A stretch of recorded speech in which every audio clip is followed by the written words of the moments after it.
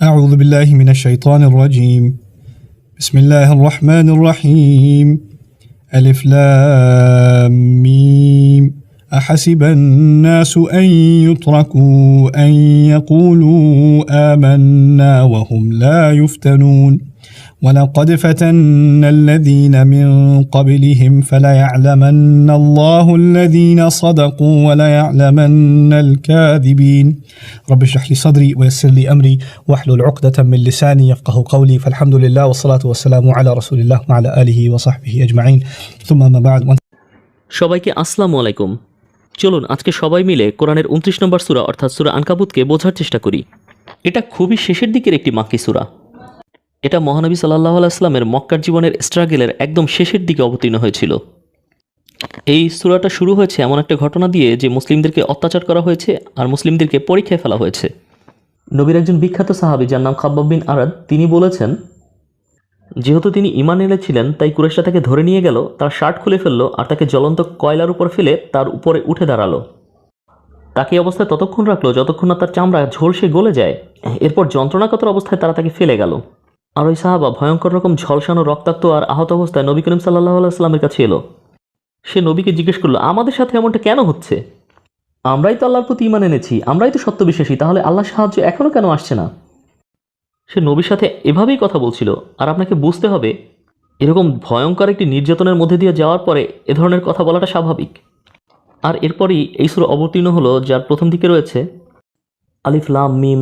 মানুষ কি মনে করে যে আমি ঈমান এনেছি বললেই তাদেরকে ছেড়ে দেওয়া হবে এবং তাদেরকে পরীক্ষা করা হবে না? আক্ষরিকভাবে এখানে ইফতানুন ব্যবহার করা হয়েছে। ফাতানা আরবিতে ব্যবহৃত হয় গলন্ত স্বর্ণকে বোঝাতে। সাহাবীর পিঠের চামড়া গলে গিয়েছিল আর এখানে ইয়াফতুনুন ব্যবহার করা হয়েছে। আসলে আল্লাহ এভাবেই সাহাবীকে বলছেন যে তুমি আমার কাছে স্বর্ণ। এভাবেই আল্লাহ খাব্বাব বিন আরাদের মতো মূল্যবান লোকদেরকে হাইলাইট করেন এবং এভাবেই স্বর্ণকে খাঁটি করা হয়। এই ভয়ঙ্কর অভিজ্ঞতার মধ্য দিয়ে তোমাকে খাঁটি করা হয়েছে। আর এখানেই আয়াত থেমে থাকেনি, আয়াতে অনেক কথা বলেছে যে কিভাবে বিশ্বাস ধরে রাখতে হবে। আর ভেবো না তোমার সাথে যারা এ ধরনের আচরণ করেছে against you أن يسبقونا أم حسب الذين يعملون السيئات أن يسبقونا ساء ما يحكمون. তারা ভাবে, যারা এই অপরাধ করেছে তারা ভাবে তারা আমাদেরকে ছাড়িয়ে গেছে, আয়ত্তের বাইরে চলে গেছে। তাদের চিন্তা কতই না মন্দ। তুমি ভাবছো তুমি ক্ষতিগ্রস্ত, কিন্তু আসল ক্ষতিগ্রস্ত তো তারা তোমার সাথে যা করেছে তার জন্য। তুমি শুধু আল্লাহর উপর ধৈর্য ধরে থাকো। এখানে আসলে মুসলিমদেরকে আল্লাহর উপর ধৈর্য ধারণ করতে বলা হয়েছে। এই আয়াতটি আসলে সেই সময় যখন মুসলিমদেরকে তাদের বিশ্বাসের জন্য শুধুমাত্র উপহাসই করা হতো না, তাদেরকে নির্যাতনও করা হতো। মক্কার পরিস্থিতি খুবই খারাপ হয়ে গিয়েছিল। এরপর যা হলো তা কিন্তু সত্যিই চমৎকার। আল্লাহ মুসলিমদেরকে ধৈর্য ধারণের আয়াত নাজিল করার পরেই তিনি দুজন নবীর ব্যাপারে কথা বলেছেন। তিনি নূহ আলাইহিস সালামের ব্যাপারে বলেন, ولقد أرسلنا نوحا إلى قومه فلبث فيهم 1000 سنة إلا 50 عاما. আমি নূহকে তার সম্প্রদায়ের নিকট পাঠিয়েছিলাম, সে তাদের মধ্যে 50 কম 1000 বছর অবস্থান করেছিল, অর্থাৎ 950 বছর ধরে। এখানে নূহ আলাইহিস সালামের স্ট্রাগলের কথা বলা হয়েছে যে দেখো তুমি হয়তো কয়েক বছর ধরে ঠিকই স্ট্রাগল করছো, কিন্তু তোমার আগে এমন লোক এসেছে যারা শত শত বছর ধরে স্ট্রাগল করেছে, তাই তাদের থেকে শিক্ষা গ্রহণ করো। আর এরপর তিনি হঠাৎ করেই প্রসঙ্গ চেঞ্জ করলেন এবং হঠাৎ করেই মধ্য থেকে তিনি ইব্রাহিম আলাইহিস সালামের কথা শুরু করলেন। وإبراهيم إذ قال لقومه اعبدوا الله واتقوه ذلكم خير لكم إن كنتم تعلمون. আর স্মরণ করো ইব্রাহিমের কথাও।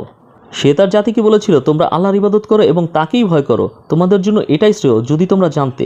নূহ ও ইব্রাহিম আলাইহিস সালামের মধ্যে মিল কি রয়েছে?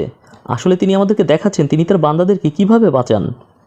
নূহ আলাইহিস সালামকে উদ্ধার করা হয়েছিল আর বাঁচিয়ে দেওয়া হয়েছিল পানি থেকে, আর ইব্রাহিম আলাইহিস সালামকে রক্ষা করা হয়েছিল আগুন থেকে। সম্পূর্ণ বিপরীতধর্মী দুটি জিনিস থেকে। অর্থাৎ আল্লাহ তোমাকে যে কোনো পরিস্থিতি থেকেই বাঁচাতে পারেন। তিনি তোমাকে পানি থেকে বাঁচাতে পারেন, তিনি তোমাকে বিশাল আগুনের কুণ্ডলী থেকেও বাঁচাতে পারেন। তিনি এটাই পূর্ণ সক্ষম। আর তিনি মুসলিমদেরকে বলছেন তিনি যদি নূহ এবং ইব্রাহিমের জন্য পরিত্রাণের পথ করে দিতে পারেন তাহলে তোমার জন্য করে দিতে পারবেন। মজার ব্যাপার হলো ঘটনা বলা এখানে থামেনি। এরপর তিনি লূত আলাইহিস সালামের কথা বললেন। আর তিনি লূত আলাইহিস সালামের সম্পর্কে বললেন, إني مهاجر إلى ربي سيهدين. আমি আমার রবের দিকেই চলে যাচ্ছি আর তিনি আমাকে অবশ্যই পথ দেখাবেন। লূত আলাইহিস সালামও কঠিন পরিস্থিতিতে ছিলেন আর সে আক্ষরিকভাবেই I am migrating to my master শব্দটি ব্যবহার করেছেন। এখানে তিনজন ব্যক্তির কথা বলা হয়েছে যারা নিজের জায়গা ছেড়ে চলে গিয়েছিল এবং তাদেরকে রক্ষা করা হয়েছিল। কিন্তু এটা কেন গুরুত্বপূর্ণ? মুসলিমরা মক্কায় প্রচণ্ড অত্যাচারিত হচ্ছিল আর এই ঘটনাগুলোর মাধ্যমে, আয়াতের মাধ্যমে তাদের মাথায় এই আইডিয়াটা ঢুকিয়ে দেওয়া হয়েছিল যে এখন হিজরতের সময় চলে এসছে। তিনি সরাসরি এটা বলার বদলে যে চলে যাও হিজরত করো, তিনি এই ঘটনাগুলোর মাধ্যমে বলছেন যে হিজরত করো। এটা অতুলনীয়। এরপর তিনি কথা বলেছেন সেসব জাতি সম্পর্কে যাদেরকে ধ্বংস করে দেওয়া হয়েছিল, কিন্তু তাদের মধ্যে বিশ্বাসীদেরকে কিন্তু সবসময় রক্ষা করা হয়েছে। তাই চিন্তা করো না, কুরাইশটা যদি ধ্বংসের দ্বার প্রান্তে এসে গিয়ে থাকে, এর অর্থ কিন্তু এই নয় যে তোমরাও ধ্বংস হয়ে যাবে। তাই তোমাদের সরে যেতে হবে, সরার পথ খুঁজতে হবে। তাই আল্লাহ যখন এগুলো করছেন, আর এটা আমার একটা প্রিয় অংশ, এটাও একটি মাক্কি সূরা, তখন মক্কার লোকরা কাদের মোকাবেলা করছিল? কুরাইশদের, যারা বিভিন্ন জিনিসের পূজা করত, মক্কার মুশরিকদের।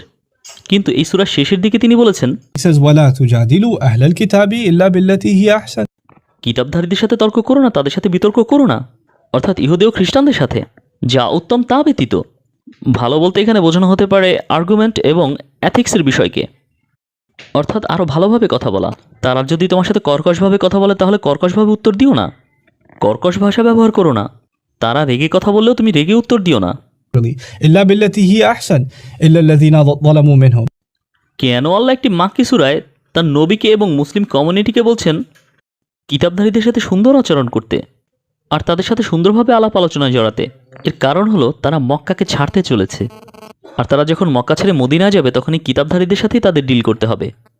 কি সুন্দরভাবে নবীর জন্য এই নির্দেশনাগুলো অনুবিদ্ধ করা হয়েছিল। কোরআনের এই বর্ণনার মাধ্যমে যারা এই পরিস্থিতির মধ্যে ছিল, তারা কিন্তু ইশারাকে ঠিকই বুঝতে পেরেছিল। তারা ঠিকই বুঝেছিল তাদেরকে কি বলা হয়েছে। তারা হিজরতের জন্য মানসিকভাবে প্রস্তুত ছিলেন, এবং এ কারণেই والذين جاهدوا فينا কি অনবদ্যভাবে এটা শেষ করা হয়েছে দেখুন।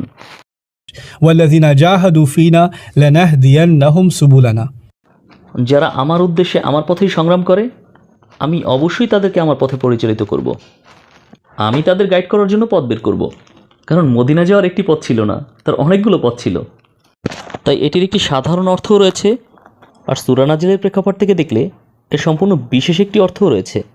যারা বিশ্বাসে অটল থাকার জন্য চেষ্টা করে যাচ্ছ, আমি তাদের পরিত্রাণের জন্য বিভিন্ন পথের ব্যবস্থা করে দেব। لنهدينهم سبلنا وإن الله لمع المحسنين আল্লাহ অবশ্যই সৎকর্মশীলদের সাথে আছেন, যারা সবসময় আল্লাহর উপস্থিতি উপলব্ধি করে।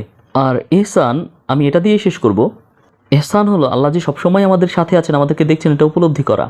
أن تعبد الله كأنك تراه তোমরা আল্লাহর ইবাদত করো যেন তোমরা তাকে দেখতে পারো। আপনি যদি ভালোভাবে নবীর হিজরতের ঘটনাটা দেখেন, তার একটি গুহা ছিল যেটাকে পরবর্তীতে সূরা তাওবায় হাইলাইট করা হয়েছে। আপনারা জানেন যে সেটা পরে অবতীর্ণ হয়েছিল। He's إذ يقول لصاحبه لا تحزن إن الله معنا নবী তার সাহাবা আবু বকর সিদ্দিককে বলেছিলেন, যদিও তখন কাফেররা তাদেরকে খুঁজছিল আর দেখলেই তাদেরকে মেরে ফেলতো, তিনি বলেছেন, চিন্তা করুন, আল্লাহ আমাদের সাথেই আছেন। আর এখানে আল্লাহ বলেছেন, যে আমার পথে স্ট্রাগল করে, আমি তাকে আমার পথে গাইড করি, এবং তিনি তাদের সাথে আছেন যারা তার উপস্থিতিকে সবসময় উপলব্ধি করে। আর আক্ষরিক অর্থে নবী এটাই করেছিলেন। তাকে মদিনার পথ দেখানো হয়েছিল, এবং তার জীবনের সবচেয়ে খারাপ পরিস্থিতিতে তিনি আল্লাহর উপস্থিতিকে উপলব্ধি করেছিলেন, যে সময়টা তার জন্য ছিল সবচেয়ে ভয়ঙ্কর এবং খারাপ সময়। আমরাও যেন আমাদের জীবনের সবচেয়ে খারাপ সময় এটা মনে রাখতে পারি যে আল্লাহ আমাদের সাথেই আছেন। بارك الله لي ولكم. السلام عليكم ورحمة الله وبركاته.